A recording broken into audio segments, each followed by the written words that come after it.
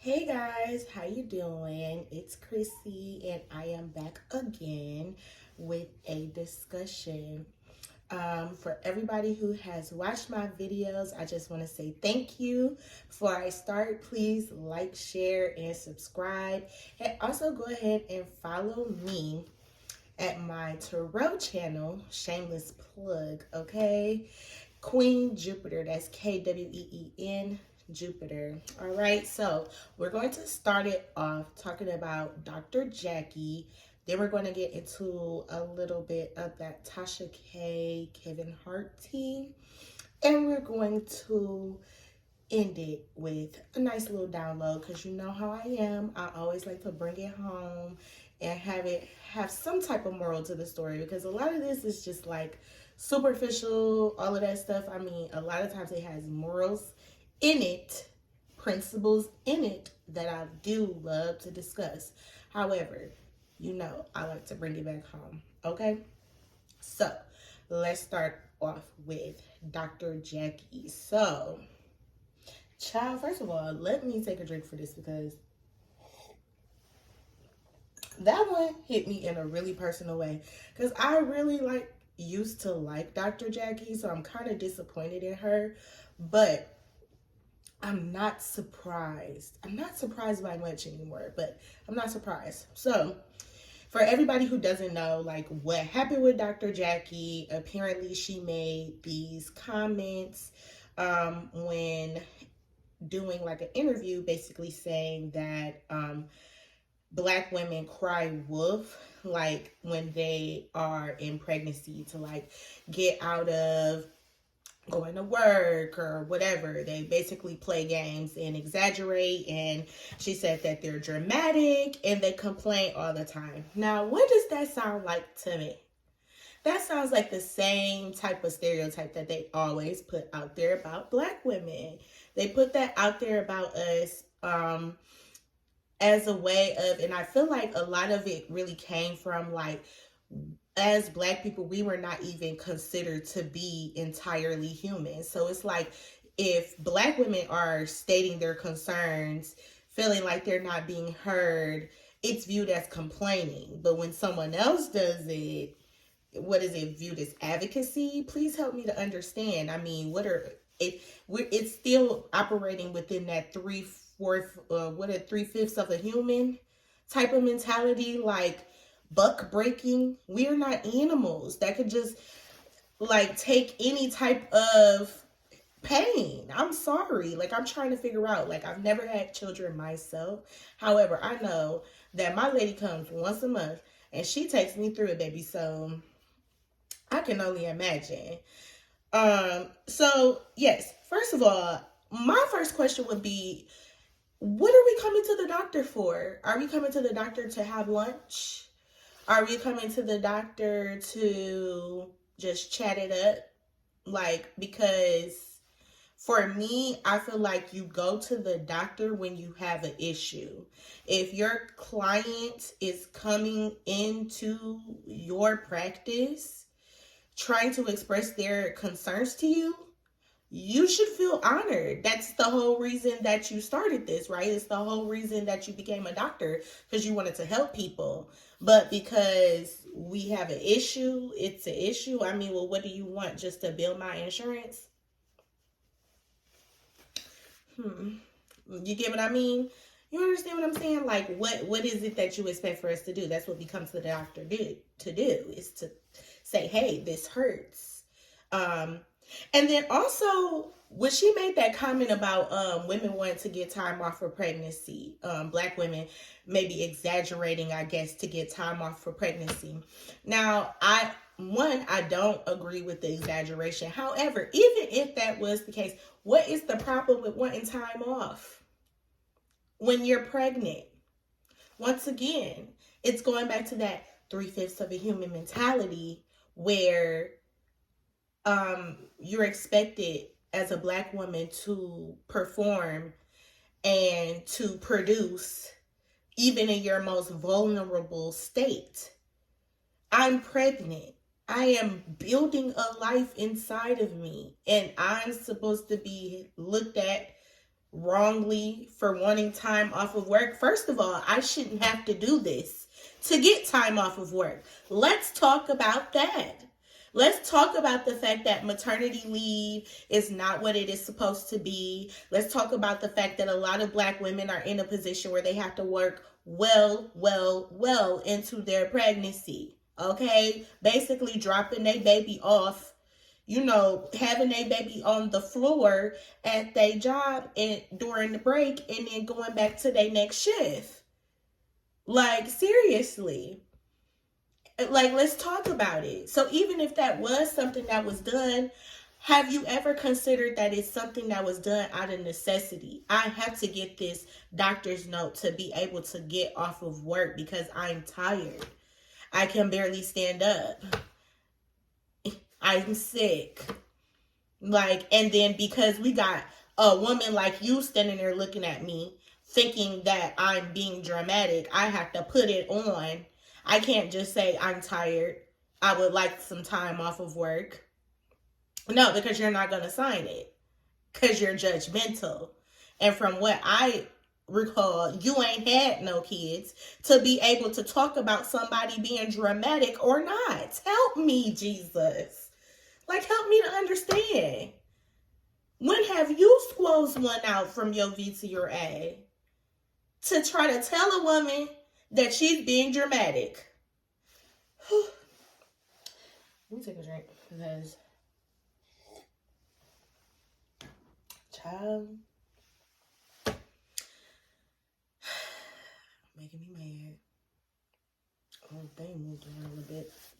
Okay, so that was one of my issues, is like the audacity, okay? And then I also, this situation made me think about Black elitism, okay? It is very prevalent. And I think this is something that is not talked about enough in the Black community, is Black elitism. When you have Black people who are accomplished and have basically removed themselves from the entire Black community as a whole. Now, that's not to take away from a lot of the work that she has done, because she has been an advocate for Black people, but I'm going to talk about that later. I'm going to hit on that, because even that is still not an excuse when you think the way that you do. So, a lot of times you see these people who have been extremely successful, and they basically start to believe or take on a lot of the attitudes and beliefs of the oppressor.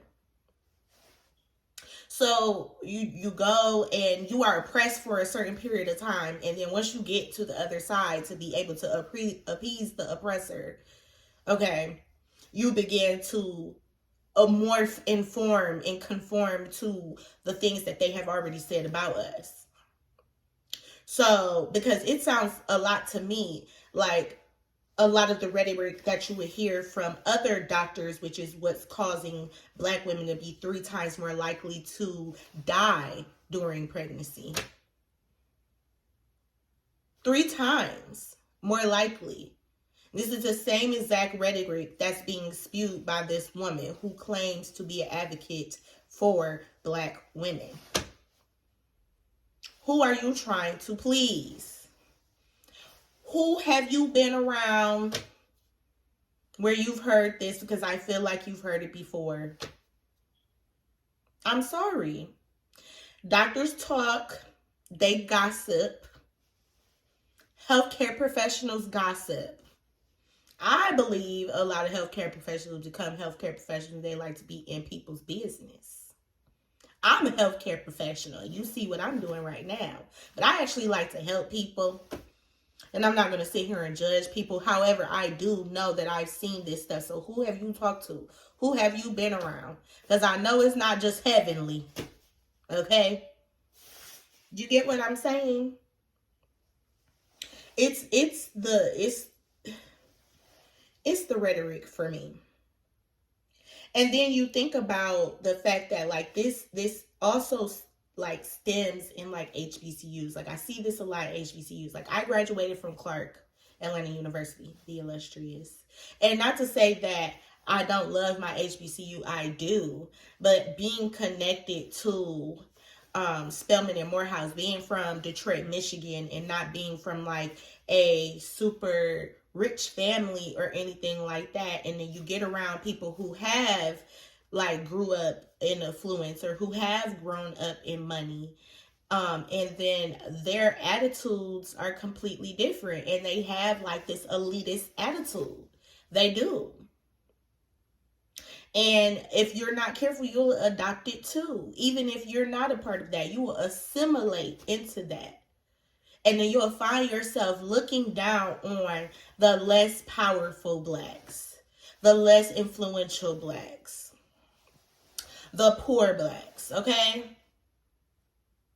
I see it all the time. And Dr. Jackie graduated from Alcorn State. So let's leave it there. How did I know that she graduated from an HBCU before I knew she graduated from an HBCU? Is because I knew she graduated from an HBCU.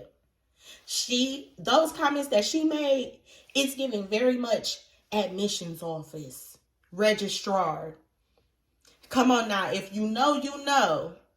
When you get sent from the financial aid office to the student accounts and stuff, and they be sitting up there acting like you inconveniencing them, it's giving very much that same energy. I'm sorry, it is. And we're not gonna get into it with that. Maybe on another day, because I'm just trying to figure out where's the miscommunication, because I go to a PWI now and I have never had to do all of that. But that's besides the point. Another thing that I wanted to think about is like, she never took into account, like she's basically saying that women are exaggerating and things like that. But I also feel as though Dr. Jackie, because she's like a medical doctor, never took into account the mental implications that come along with pregnancy. Because pregnancy can induce all types of stress, acute stress disorder, postpartum depression. If you knew some of the things that would happen in some postpartum clinics, baby, those things can literally drive a woman insane. Literally. Okay? And a lot of times when you're experiencing high levels of stress, which a lot of times can be induced by going to work, having to work, and you're pregnant at the same time. Who knows if you're hiding the fact that you're pregnant at work? Who knows if the conditions are good for you at that job and it's affecting you and your baby, i.e. working at a plant. Okay? There's a lot of different things to be considered. But at the end of the day, when there are mental implications, a lot of times there are physical symptoms. So you have stress, depression, anxiety. Those things can affect you physically. All things that can be literally, it's so easy to postulate that a pregnant woman that's working could experience these symptoms, especially considering the extra strain that's already on her body, the extra hormones that are already in her body, on top of whatever medication she may have to take. I mean, we're talking about so many different variables that can be taken in and pulled out. But let's talk about the mental of women who are working and who are in the workplace far into their pregnancies, and what type of physical implications that can have. And Jackie is not even considering that. Not even considering that. And the part that really makes me the most disappointed is because for her to be so influential, like I said, I used to love Dr. Jackie. I felt like she had poise. I felt like she was beautiful, smart, educated. She was not always the one that was fighting and things like that. And she just really showed like a good, poised black woman. And I felt like defied a lot of stereotypes that we experience. However, now you're giving Uncle Ruckus. And that too is a stereotype. The coon. Okay? And it doesn't matter whether you apologize. Because you first she didn't apologize. Let's talk about that. First she just basically tried to say she didn't mean it like that, babe, but it came out your mouth. It came out of your mouth. So then she has to double back and apologize. Those type of apologies, I definitely don't buy. That's number one. And I promise you, I will never see a Dr. Jackie, okay? But the fact that she's so influential, the fact that she is literally looked at as a representative of Black women in the medical community because of her influence, and for her to go and say something so harmful and detrimental on such a large platform, is extremely hurtful and harmful to the community. It's so hurtful and harmful, and it's going to continue to perpetuate a lot of the disparities that we already experience. And not only that, but I also believe that this is going to be used by other doctors who are not Black women who do believe that and will say, well, if Dr. Jackie said it, it must be true. So they can use it to validate them and the abuse that they give women. Okay? And even for the women who unfortunately did not make it through, even those women, they can look and say, well, if she hadn't done this, if she hadn't cried wolf, because let's talk about the actual story of crying wolf. The story of crying wolf is that, oh, you lied so many times that when you actually did need something, nobody came to help you. And it's who said that they're lying? Are you in their body?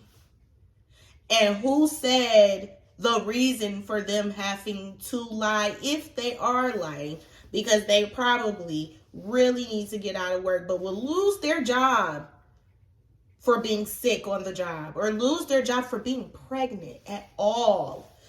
Jesus, let's talk about it. Let's talk about how disparaging this topic is. So, girl, you could take that little apology and as far as I'm concerned, okay?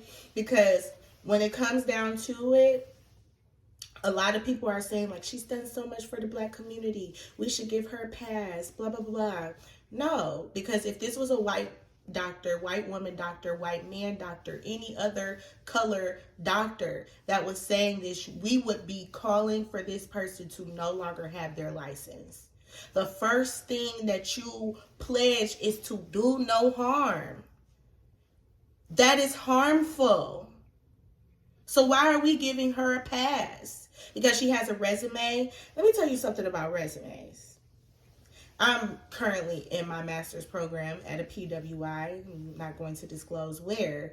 However, I have seen a lot of people who have fought for this cause, walked for this cause, marched for this cause, who has donated to this cause, and they have a resume a mile long. But when they have the opportunity to actually work with that population of women, men, LGBTQ, disability, whatever population that they so-called are an advocate for, they treat them terribly. In real life, somebody having a good resume as far as their philanthropic efforts does not faze me. It does not convince me of anything, because they do anything for clout, including donating and helping and all of that stuff. Because if you really believe what you say, Dr. Jackie, how is it that you are an advocate for Black women?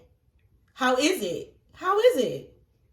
If that's what you're really feeling on the inside, it's contradictory, babe. So it's giving, what's the motive? What's the motive behind all of these philanthropic efforts that you're putting out there? Well, whatever it is, I hope that it helps you. Okay, and I hope that this situation really teaches her, because, I mean, shout out to Tisa Tales, and you might want to go check out that video that she just dropped. But there are a lot of Black women who were former clients of Dr. Jackie who said that's how she is in real life.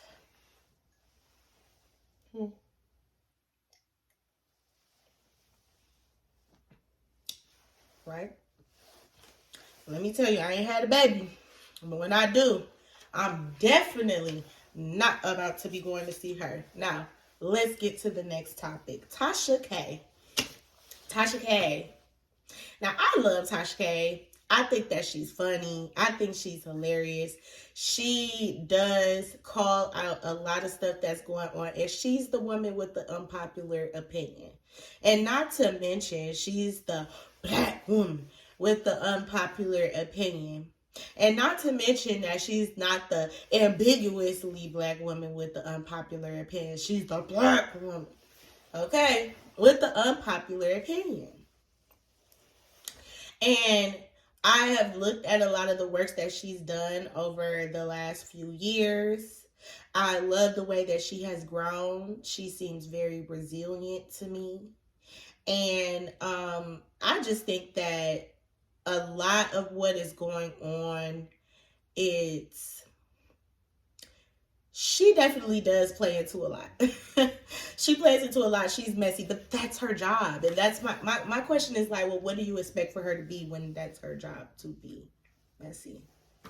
Like, that's what she's there for. That's what y'all are paying her for. So make it make sense. Which one do you want her to be? Messy or no? And when she does it well, obviously. So, what's going on with this Tasha K. Kevin Hart lawsuit? Apparently, she allegedly went and extorted or tried to extort Kevin Hart and his team for $250,000 before she released a tell-all type of interview with a Misha Shakes, who was Kevin Hart's former assistant. And in this tell-all, she spills a lot of different tea. I'm not necessarily going to get all into it right now, but you guys go check out Tasha K live and check out her interview to see what it is. But all of that to be said, it was a lot of really intense content that was talked about, and some alleged criminal activity as well. So apparently, Kevin Hart is suing her for defamation, amongst other things. Basically, like, being a platform for this, and he's suing her company, as well.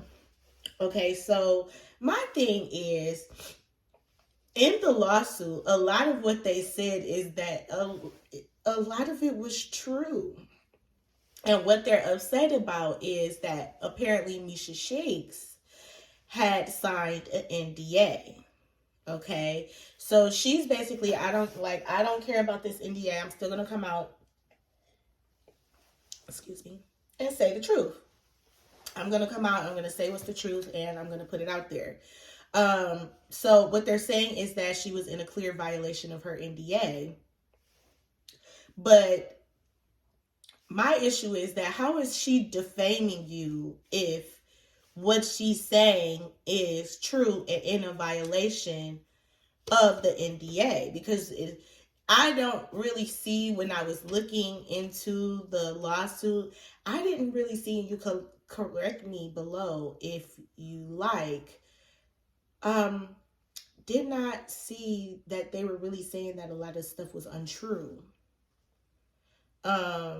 More so that Misha violated the NDA. Now, as far as the extortion, I need to see it to believe it. I'm sorry. Because apparently Kevin Hart has done this before and accused his own best friend of extorting him for, I think, the same amount of money, which is kind of weird if you ask me. But I need to see it to believe it. I'm sorry. After everything that has happened, after all that is going on in social media, I need to see it to believe it. I'm not just going to believe it because you put it in a lawsuit that she tried to extort you. Where's the receipts? I need you to attach that to the lawsuit so I can see. Where is it? Drop the DM, babe. Like, where she asked for the $250,000. Because one thing about it, and two things for sure, if I'm wrong, I'm wrong. Cool. I don't necessarily think that it's okay to try to extort people. However, her doing her job, everybody talk about she didn't learn her lesson after that formula. Well, she has to pay it. She has to pay it. What else do you expect for her to do? Rather than literally, if she has a founded reason for why she would take on that story, which this woman being, Misha Shakes being his former assistant, it gives a lot of foundation for why you would believe the things that she's saying and why you would allow her to come onto your platform. And I'm just trying to figure out where's the freedom of speech here. Because if Misha Shakes violated her NDA, I don't understand how Tasha K is responsible for that. But that just makes me think about like the whole Cardi B thing. I feel as though when you were listening to Cardi B and her music, I feel like I recall, not even feel like, I recall, and this is before the Me Too movement, this is before a lot of these things were unfortunately seen to be wrong, or like women could like joke about this, but I recall Cardi B like kind of talking about something along the lines of her like during her stripper days like drugging guys and things like that. So then when it's like when Tasha K says it, then it's an issue. You want to act like you're appalled and you're a southern housewife that, oh me, oh my, okay, like, oh wait a minute, because you are the same person who raps about these things. You're the same person who is rapping about being a part of a gang. And then when she says that you're a part of a gang, then it's defamation. Like, I'm trying to figure it out. So the thing for me, a lot of times, I think it's not necessarily about what's true, but what can be proven and who can fight the longest. And this is the reason I feel like they keep coming after Tasha K so hard. Everybody want to sue her. I'm trying to figure out, because if that's the energy that we're giving, let's give this to the National Enquirer, okay? Let's give this to OK Weekly, okay? Us Weekly. Let's give this to the National Examiner, baby. Let's give this to some of these bigger tabloid magazines with more money to be able to fight back. Let's do that. But I don't see that happening. And I just think that is really, really unfortunate. So at the end of the day, I stand with Tasha K. And I need to see it to believe it. I'm not just about to go and be like, yeah, she did that because he said that she did that. You know, and I'm trying to figure out what happened to the days that people just, you know, the celebrities try to control what's coming out around them, but want to be social in public. It's like, either like, okay, I feel like Beyonce, she does not show that much of her life. She shows what needs to be shown to market and promote whatever it is that she needs to market and promote, and that's primarily what her social media influence is based around. We're not letting you into our houses and our homes here, okay? And I just don't understand why a lot of celebrities, they're doing it for clout, but then hate the clout that they're getting. You know, even when it comes to like Cardi B, help me to understand why you just want to make sure that people are not saying your name, yet and still you're going on live talking about your marital problems. Does not make sense to me. Not in the real world. But some people are a lot of these celebrities are so far removed. And I honestly feel like even social media is starting to really remove the average person from the real world, to the point where they just feel like, I'm gonna give my whole life to the public.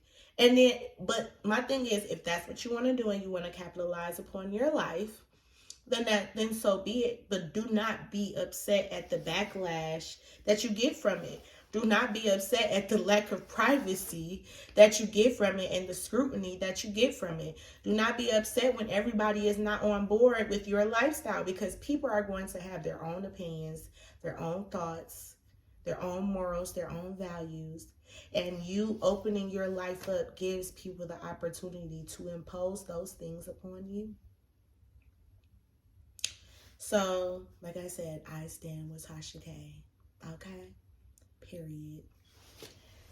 Last but not least, I want to just go into this little download before I go with us going into this new year, guys. So as we go into the new year, we really need to understand how important the present is. How important it is to live in the current moment. I know the last video that I did where I talked about some downloads, we talked about timelines and how those things exist and the severity of those choices and decisions in the now. And I think that that's a really big theme that's coming along in 2024 is the now, living in the now, taking care of the now. You know what I mean?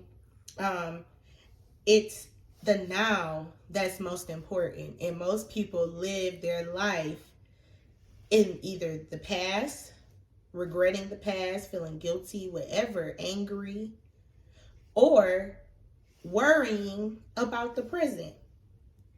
And they use all of their current moments focusing on other things that they cannot help. They cannot even, you can't do anything about that. You can't do anything about the past. The past is the past. And the future has yet to happen. So you have to wait to get there, you know? So that's the whole reason why you should really, really value your present. Because you're going to look up and see that you have no more current moments left. And that you never got a chance to truly enjoy them. So you guys, as we go into the New Year's, make sure that we're choosing ourselves. We're choosing our highest good in every moment, understanding that you'll never get that moment back again. That one breath, that second, that smile, that hug with that family member, that kiss with your loved one, that laugh with your friend, you'll never get that back. You'll never be in that present moment again. So enjoy those things. Truly enjoy them because life is short. It's short, it's valuable, and we are blessed to be able to experience it even though it is hard. But the hardships are made to make us stronger. So with that, I am going to pull one card, just to affirm this message. And we're going to get on out of here. If you want to hear a little bit more about what's coming in the 2024, then please follow me on Queen Jupiter and give your girl a shout. Please like, share, subscribe to this video. And I appreciate everyone who has continued to watch me. And I pray that you guys continue to grow with yourselves and with me in the new year. I love this card. This is the Strength card. And this is what I have. And the Wheel of Fortune. Yes. So what I'm hearing is that, things are going to be coming into fruition, okay? And within being present in the here and now, you have to really be strong and be grounded, because as these things start to grow into fruition, as your current moments begin to increase in abundance, you have to be strong, you have to be grounded so that you don't be fearful, because the fear is not coming from that present moment. It's coming from being fearful of the future, or focusing on past mistakes or things that didn't work out in the past for you, and being fearful that those things will happen again in the future. But if you are truly rooted in the now, you enjoy these blessings and these things that you deserve as they come in. You will enjoy them. So stay strong, guys. Stay strong.